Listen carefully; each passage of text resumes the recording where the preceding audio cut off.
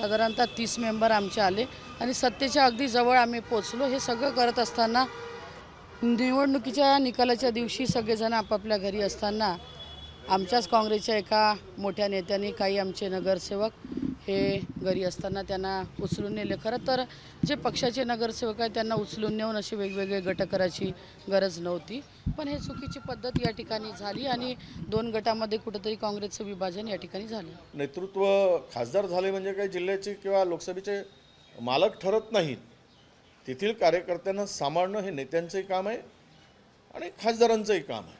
काल ज्यांनी जे काही स्टेटमेंट केलं असेल त्यामध्ये त्यांच्या गैरसमजातून झालेलं ते स्टेटमेंट असावं।